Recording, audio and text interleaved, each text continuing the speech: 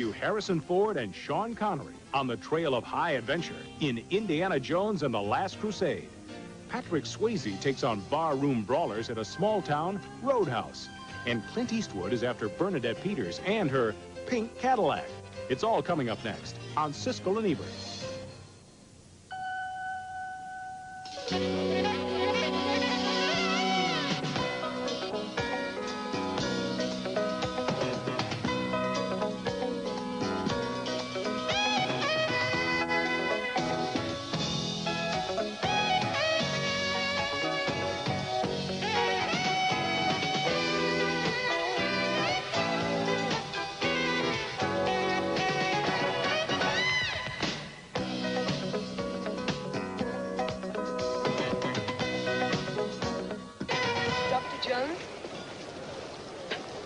Yes. I knew it was you. You have your father's eyes.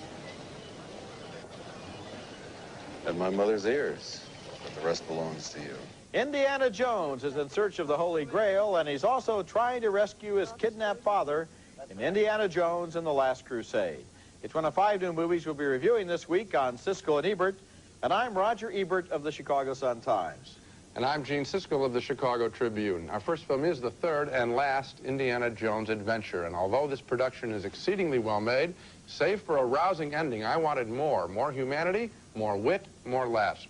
More of a film like the original Raiders of the Lost Ark. In Indiana Jones and the Last Crusade, Harrison Ford meets a beautiful Austrian archaeologist who helps him look for clues in the rat-infested catacombs of Venice for the location of the Holy Grail, the legendary cup Jesus drank from at the Last Supper. What's that? It's a rubbing. Dad made with the Grail tap. Just like your father. Kitty is a schoolboy. Wouldn't it be wonderful if he were here now to see this? He never would have made it past the rats. He hates rats. He's scared to death of them.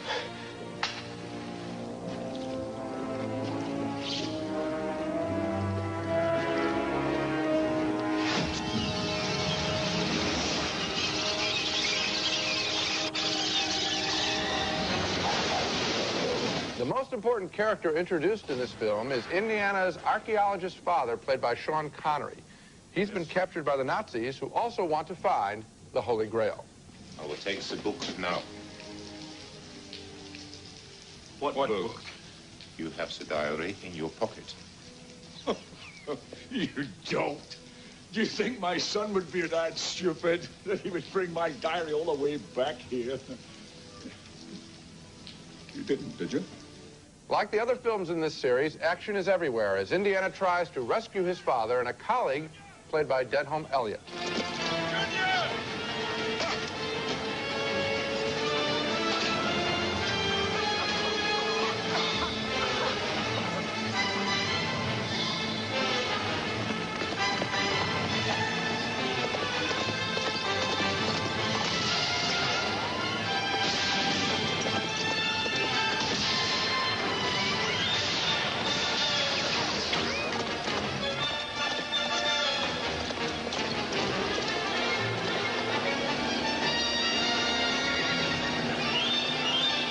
What's good about the film, very good, is its slam-bang ending that takes time to question what's more important, objects or a family. What is so about the movie is its machine-like march through Nazi lairs and caves in the hunt for the Holy Grail. None of it is bad, it's just of a piece. Thunderous to the point of pushing one away from the screen.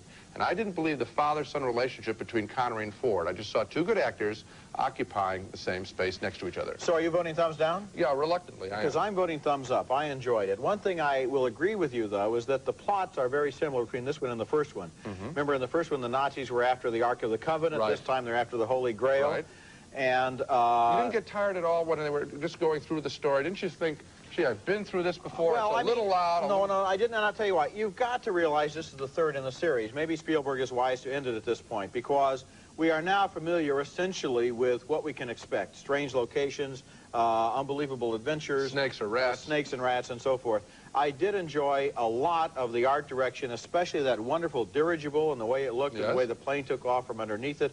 I thought that was terrific. I liked the look of Venice and the look of those catacombs. Do you remember your reaction, though, to the first one? The first one was absolutely smashing. It was a great film, but it was also a new film. A new kind. It was a new film in the sense that I hadn't seen that energy level before. Right. I hadn't seen that technical level before. I hadn't seen Harrison Ford in that role before. And I felt there's I'd no seen way all... that Spielberg can win with this one. I think it's a very good film. Well, I felt like I had seen it before, and I didn't. Did you really believe they were father and son? Gene, I don't. Earlier you were saying the film didn't have enough humanity. I don't go to an Indiana Jones film for humanity. I don't go to an Indiana Jones film for convincing father-son relationships. But if it I go for action and stunts. I thought that Connery had a couple of good lines in which he was trying to be strict to his son. It's just not as strong as I expected it to be. Well, okay. Our next movie is a strange doomsday fantasy named Miracle Mile, which begins with boy meets girl and ends with boy loses girl and rest of civilized world. The movie opens with Anthony Edwards and Mare Winningham making a date to meet later that night in the coffee shop where she works. You go back to your hotel, clean your spit valve, and take a nap because you're going to need all your energy tonight. I think I'm going to head back and take a nap. But he oversleeps, and when he arrives at the coffee shop hours later, he picks up a payphone, and someone on the other end tells him that a worldwide nuclear war is going to break out in about an hour. He tries to convince some of the other customers in the all-night cafe. Hey, you guys. He says, Hey, shut up! Hey! Look, this could be very important. Does anyone here have a son in a missile silo? Missile silo? Yeah, North Dakota? Chip? Look, I know how this sounds, but... Well, I answered the phone out there, and the guy on the other end, he was very, very frantic. He thought I was his dad for a minute. I think he just had the wrong area code. yes, But- so what? Oh, so he was calling from a missile silo. He said that they were locked in 50 minutes and counting to shoot off their nuclear wad. When Edwards is finally reunited with Winningham, she wonders if the phone call was really for real. Where did you hear we'd started a war? Those people at the helicopter said Landa told them, and you told Landa? God. Meanwhile, word of the impending nuclear attack spreads through Los Angeles like a forest fire, and there's panic in the streets. Go get him!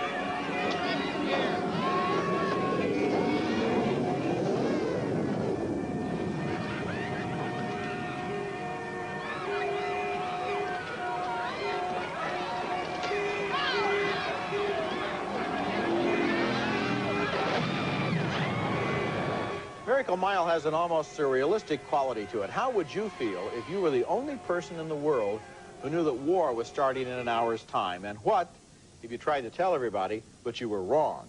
One of the ingenious things about Miracle Mile is that we're never quite sure right up until the end whether this guy on the other end of that wrong number knew what he was talking about or whether it was just a practical joke. The movie sometimes feels a little bit like Martin Scorsese's After Hours. Both movies are about a guy who meets the girl of his dreams, and the encounter leads to an endless nightmare. This isn't as good as After Hours, but it does work, and it is effective. It didn't work for me. I keep not liking these pictures. I don't know. To me, it would be a lot... The reality of a situation like this would be a lot rougher, a lot meaner, strange, alienating. People would be grabbing each other a little bit more, and not in a theatrical way, but in a disconnected, strange kind of way. This, to me, seemed... I hate to say it, more like a movie, rather than what you would expect in something like this, of a more documentary kind of feel. Well, if you want a really realistic film about the aftermath of the nuclear war, the movie is Testament, which is one of the best films I've seen in a long time. This movie is not like that. It aims at a different level. I'll tell you what you're probably picking up on here. This movie has the look of kind of the Los Angeles style of magazine art direction. You know, the neon signs, the 50s kinds of drive-in restaurants and things like that. The whole lighting and the whole clothing is supposed to look like some kind of an ad, I think, for fashion clothes in a slick magazine. And that probably undermines it. If it had been a little grittier, if it had been in black and white, it would have been a different movie, but I like the one they make. Okay, coming up next, Clint Eastwood plays a skip tracer, trailing guys who jump Bond in Pink Cadillac. Our next film is called Pink Cadillac, starring Clint Eastwood as a skip tracer, a guy who tracks and corrals men who jump Bond. Robert De Niro had the same occupation in Midnight Run, which was a far better, more grittier, and a lot funnier picture, too. Pink Cadillac kids too much of the time, with Eastwood donning a bunch of disguises to get his man, like Chevy Chase and Fletch Lives. Bernadette Peters becomes his sidekick after Eastwood catches her for jumping bail.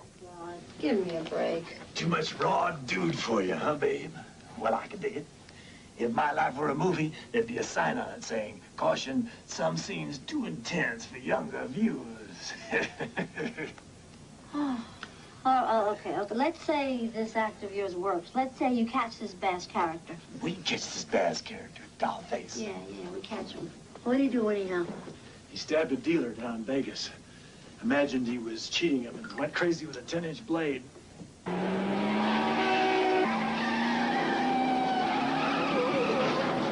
Lots of cars break lots of windows in this picture, and so does Eastwood when he's under fire.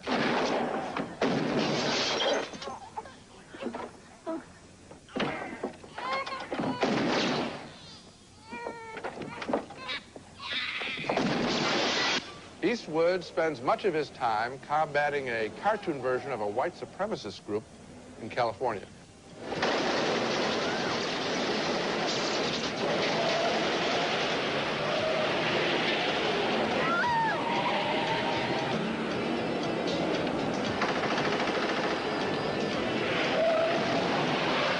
Clint Eastwood likes to make fun of radicals in his movies, be they hippies or motorcycle gangs or these white supremacists. The humor doesn't work here, and it's only an occasional disguise that brings a smile. Pink Cadillac is not one of Clint Eastwood's major films. It looks sort of routine. That is putting it mildly. I was very disappointed in this film, and I just don't know where to start. This movie doesn't really ever get off the ground to begin with. There was not a moment that I believe. I didn't care at all about the relationship between Bernadette Peters and Clint Eastwood. And as for the white supremacist secret army, these are a bunch of clowns who have not even been written to be interesting.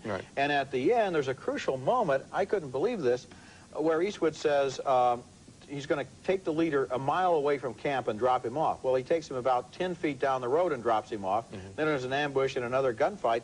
When people make basic logical errors in action films, you can't get interested in the action because what you're saying is, why did they make that stupid mistake? Well, more to the point, did you buy his character? Did he have a character here? I mean, there really wasn't anything. Did she have a character? I mean, she just, you know, walks around whining a little bit. I think this was a quickie that was thrown off. Eastwood devoted a lot of his own time to making Bird, which came out last fall. He's preparing a big picture, a serious picture he's making in Africa, and I think they threw this in as a summer Clint Eastwood quickie, and that's just what it is, and it's a disappointment on that level. Coming up next, Patrick Swayze, the star of Dirty Dancing, is a national champion bouncer in Roadhouse. You are the bouncers, I am the cooler. All you have to do is watch my back and each other's. Take out the trash. Pulsing, throbbing pain. There is a wonder drug for pain doctors themselves take more than extra-strength Tylenol or Advil. More doctors take Bayer. For pain, Bayer is the wonder drug that works wonders. Oh, no matter what you do, said I'll be there for you. New improved Kodak batteries last longer than ever. So when you need us, we'll be there. You can depend on me. Our next movie is named Roadhouse, and this is one of those movies that has to be seen to be believed. It stars Patrick Swayze, the star of the big hit Dirty Dancing, as a world champion bouncer who is hired to work for a bar in a small Missouri town that is ruled by the iron fist of the local extortionist, played by Ben Gazzara. When the local merchants won't pay kickbacks to Gazzara, his goons do a little more than just rough them up. You lost your face, Strutmer. That's what it is. It's made you an abuser. Well, what are you waiting for, Gary? Drive through there. No! No! No! Hold it, hold it, hold it. Damn it, you gotta do that!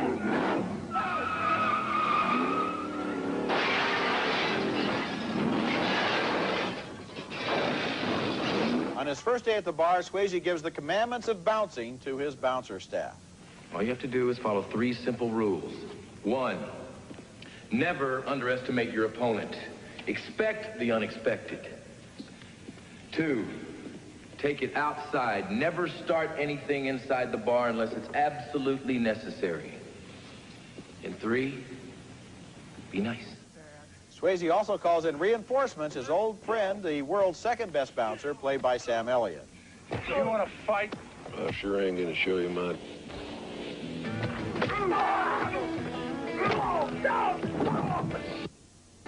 Goddamn, that hurts, doesn't it? After a fight with Gazzara's goons, Swayze meets the local doctor played by Kelly Lynch. The dialogue in this scene is worth its weight in gold.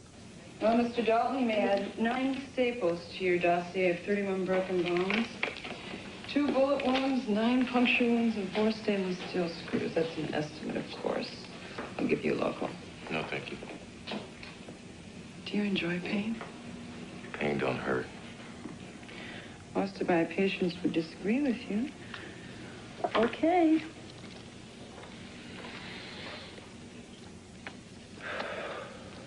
You always carry your medical records around with you? Saves time. File says you've got a degree from NYU. What in? Philosophy. Roadhouse is not a good movie, that's for sure, but it is not a boring movie. It has so much fun with so many different cliches that it's tempting to believe they actually intended this movie to be a parody.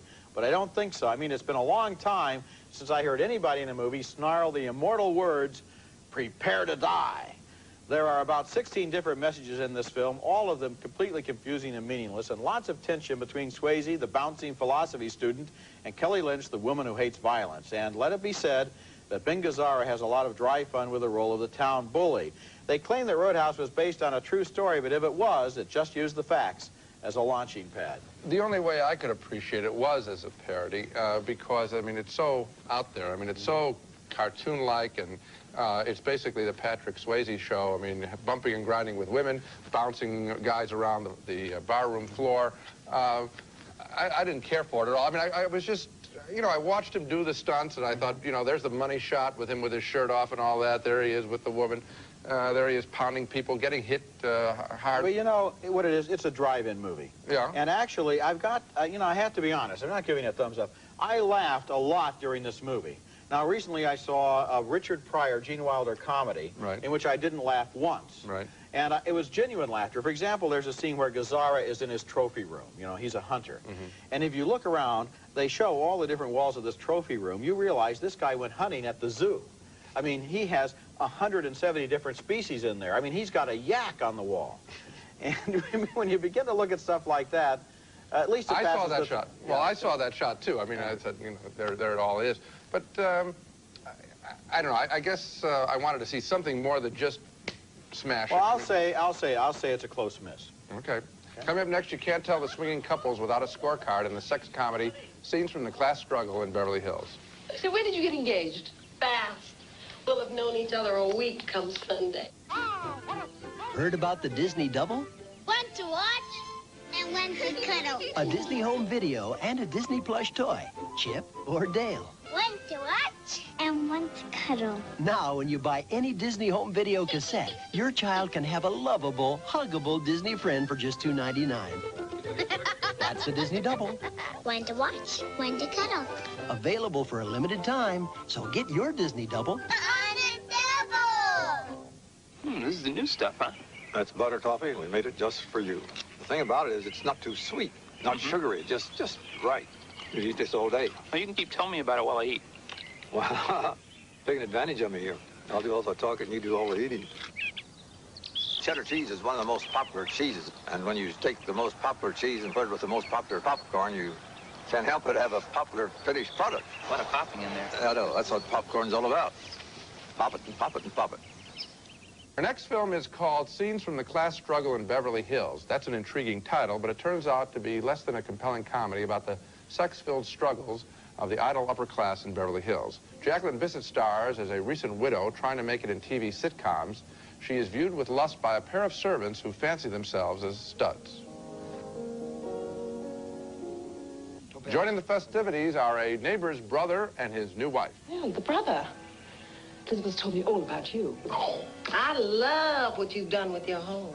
Oh, well, my late husband liked the idea of an English manor trapped inside an Italian villa, and me trapped right along with it. The two servants make a bet as to whether one of them can make it with Jacqueline Bisset, who is drawn to chocolate cake as much as to men. Frank, what if someone should see you? Oh, Sidney, he never saw you. He never knew anything about you.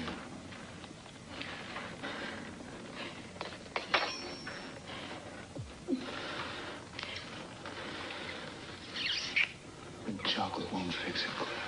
The The sexual gamesmanship extends to every character in this film, and actually, the sexual episodes themselves are the most honest moments in the picture, and possibly in these characters' lives. That may be the point of the whole movie. Unfortunately, a lot of time is spent in between those episodes in catty talk, which is just as meaningless on screen as it is in real life.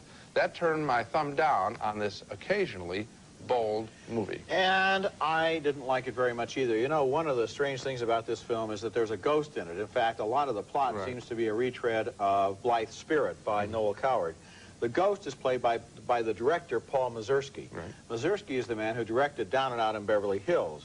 Down and Out in Beverly Hills is 20 times the movie that this one is, occupying the same area of ambition. And so every time you see him, you're reminded by the fact that this one is really not making it over the top. Well, you know, I said that I enjoyed. This could have been a really interesting film if it had stayed with the sexual scenes longer and stayed in dialogue before the coupling, after the coupling, because that's when these characters get real.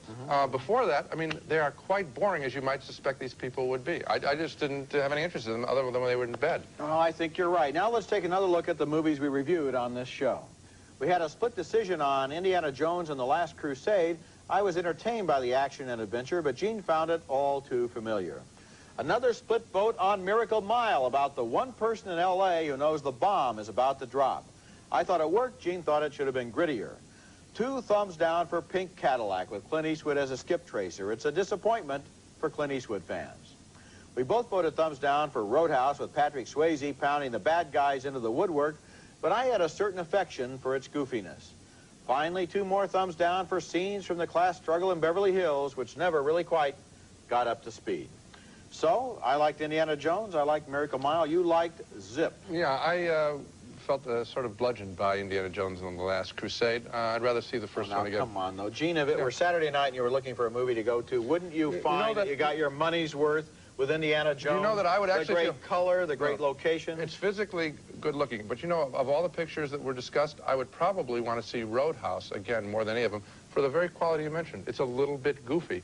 Indiana Jones and the Last Crusade seemed very familiar. Do you think we should have maybe gotten over our prejudices against the things in Roadhouse that... No, because I wouldn't... If a friend of mine asked me to go see it, I wouldn't encourage him to go. But if he went, you'd probably say, well, he got a few laughs. Wasn't that silly? Wasn't that silly? Something like that. It's a definition of a borderline picture. Yep. That's it for this week. Next time, we'll be back with a special show called The Movies That Made Us Critics, as Gene and I look back over key films that shaped our lives. That's next week, and until then, the balcony is closed.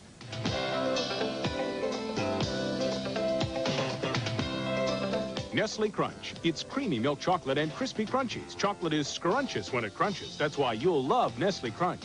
Shout. Nothing cleans better than a squeeze of lemon power Shout. Want tough stains out? Squeeze lemon power Shout. After work or after workout, Daisy Turbo Spa combines powerful water massage and tingling aeration to turn your tub into a personal whirlpool. George Burns, his wit and wisdom. One of America's favorite comedians, now on video. Great gift, wherever videos are sold. Hi, I'm Regis Philbin. And I'm Kathy Lee Gifford. On the next live Indiana Jones hot new love interest, Allison Duty. Plus, get your grill ready. We'll have some great Memorial Day barbecue tips for you on the next live. Monday at 9 on Channel 7.